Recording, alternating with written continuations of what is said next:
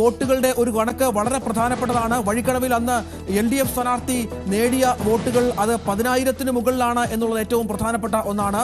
UDF-ന്റെയും വഴിക്കടവിലും UDF-ഉം അന്ന് ഏതാണ്ട് അതിനോടടുത്ത 9,000-ന് വോട്ടുകൾ നേടിയ ഒരു സ്ഥലമാണ്. അവിടെ എന്ത് വ്യത്യാസമുണ്ടാകും, എന്ത് മാറ്റമുണ്ടാകും എന്നുള്ളതാണ് ഏറ്റവും പ്രധാനമായി നമ്മൾ കാത്തിരുന്ന് കാണേണ്ടത്. വഴിക്കടവിൽ അതെ അത്തരത്തിലാണ് കാര്യങ്ങൾ മുന്നോട്ട് പോകുന്നത്. 7,683 വോട്ടുകളാണ് ഷൗക്കത്ത് ഇതുവരെ സമാഹരിച്ചത്. പ്രേക്ഷകരിലേക്ക് ഷൗക്കത്തിന്റെ വോട്ടുകൾ 7,683, സ്വരാജിന്റെ വോട്ടുകൾ 6,440, അൻവറിന്റെ വോട്ടുകൾ 2,866, NDAയുടെ വോട്ടുകൾ 1,117 വോട്ടുകൾ. ഇതാണ് ചിത്രം.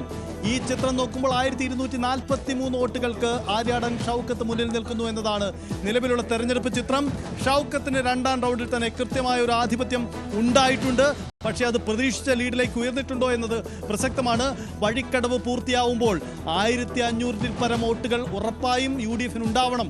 ഇതാണ് ഇടതുമുന്നണിയുടെ പ്രതീക്ഷ. പക്ഷേ UDF-ന്റെ പ്രതീക്ഷകൾ അതിനു മുകളിലായിരുന്നു. ആ പ്രതീക്ഷിത കണക്കിലേക്ക് വരുന്നു എന്നതാണ് ഒരു പക്ഷേ.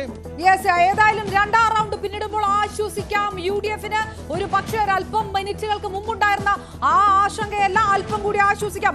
1,239 എന്ന ലീഡിലേക്ക് രണ്ടാം റൗണ്ട് കടക്കുമ്പോൾ 2,866 വോട്ട് അപ്പോഴും PV അൻവർ പിടിച്ചിട്ടുണ്ട്. സ്വരാജ് 6,444 എന്ന് പറയുമ്പോൾ 4 റൗണ്ട് കഴിഞ്ഞാൽ വഴിക്കടവിൽ കഴിഞ്ഞ തവണ LDF സ്ഥാനാർത്ഥി പിടിച്ച വോട്ടിനൊപ്പം എത്തും. 10,383 വോട്ടുകൾ കഴിഞ്ഞ 2021-ൽ LDF സ്ഥാനാർത്ഥി വഴിക്കടവിൽ നേടിയിരുന്നു. 9,572 വോട്ടുകളാണ് UDF സ്ഥാനാർത്ഥിയായിരുന്ന VV പ്രകാശ് വഴിക്കടവിൽ 2021-ൽ നേടിയത്. അതിലേക്ക് എത്തുമോ, അതിന് കടക്കുമോ എന്നുള്ളതാണ് കാത്തിട്ട് കാണേണ്ടത്. പക്ഷേ 1,239 എന്ന ആശ്വാസകരമായ BJP 1,148 വോട്ട് പിടിച്ചിട്ടുണ്ട് വഴിക്കടവിൽ. വഴിക്കടവ് NDAക്ക് വലിയ പ്രതീക്ഷയുള്ള പഞ്ചായത്തൊന്നുമല്ല. പക്ഷെ അവിടെ BJP 1,200-ഓളം വോട്ട് BJP അവിടെ പിടിച്ചിട്ടുണ്ട്. അൻവർ എഫക്റ്റ് ആണ് വളരെ കൃത്യമായി കാണുന്നത്. ആദ്യ 2 റൗണ്ടുകളിൽ 2,500-ന് മുകളിൽ വോട്ടുകൾ പിടിക്കുക എന്നുള്ളത് അൻവറിനെ സംബന്ധിച്ചിടത്തോളം ആശ്വാസകരമാണ്.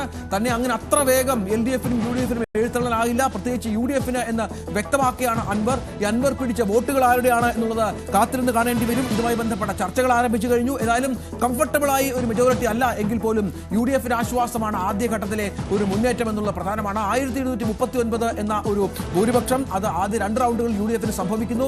3-ാം റൗണ്ടും വളരെ കൃത്യമായി വഴിക്കടവ് പഞ്ചായത്താണ്. 14 അടുത്ത റൗണ്ടിൽ ഇത് മാറി മറിഞ്ഞാൽ അതിൽ വിഷയമാകും. 1,500-ൽ ഒതുക്കി നിർത്താൻ കഴിയുമോ UDF സ്ഥാനാർത്ഥിയുടെ ലീഡ് എന്നുള്ളതായിരിക്കും ഇടതുപക്ഷം ഉറ്റുനോക്കുന്ന കാര്യം. അങ്ങനെയാണെങ്കിൽ അത് വീണ്ടും അടുത്ത ട്വിസ്റ്റിലേക്ക് പോകും. വഴിക്കടവിൽ നമുക്കറിയാം കഴിഞ്ഞ തവണ LDF-ന് വെറും 35 വോട്ടുകളുടെ മാത്രം ഭൂരിപക്ഷം ഉണ്ടായിരുന്ന ഒരു മണ്ഡലത്തിലാണ് ഇപ്പോൾ അൻവർ എഫക്ട് ഉണ്ടെങ്കിൽ പോലും 1,239-ലേക്ക് ഒരു ഭൂരിപക്ഷം ആര്യാടൻ ഷൗക്കത്ത് ഉയർത്തുന്നത് എന്നത് പ്രധാനമാണ്. അതൊരു വ്യക്തമായി തന്നെ UDF-ന് ആശ്വാസകരമാണ്. വഴിക്കടവിൽ LDF 35 വോട്ടുകൾക്ക് ലീഡ് ചെയ്തിരുന്ന സ്ഥലമാണെന്ന് നമുക്കറിയാം. അതേസമയം 2016-ൽ അൻവർ ആദ്യം മത്സരിക്കുമ്പോൾ വഴിക്കടവിൽ 2,162 വോട്ടുകളുടെ ഭൂരിപക്ഷം LDF-നായിരുന്നു. അവിടെ നിന്ന് ഈ 2025 എത്തുമ്പോൾ 1,239 എന്ന ഭൂരിപക്ഷത്തിലേക്ക് UDF എത്തുമ്പോൾ അത് UDF-ന് ആശ്വാസകരമാണ്.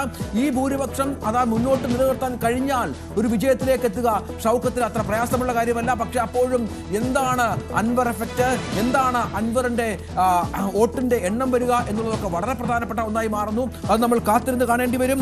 11,504 വോട്ടുകളുടെ ഭൂരിപക്ഷം 2016-ൽ വലിയ ഭൂരിപക്ഷം UDF-ന് അല്ലെങ്കിൽ അന്ന് LDF-ന്റെ ഭാഗത്തുനിന്ന് അൻവറിന് നൽകിയ ഒരു പഞ്ചായത്ത് കൂടിയാണ് വഴിക്കടവ് എന്ന് ചേർത്ത് വെക്കണം. ഇപ്പോൾ 3-ാം റൗണ്ട് വോട്ടെണ്ണൽ പുരോഗമിക്കുന്ന പശ്ചാത്തലം കൂടി ചേർത്ത് വെക്കണം. 3-ാം റൗണ്ടിൽ എന്താണ് സംഭവിക്കുക എന്നത് ഏതാനും നിമിഷങ്ങൾക്ക് അറിയാം. 75.87 എന്നുള്ള ഒരു വലിയ പോളിംഗ് ശതമാനം. ഇത്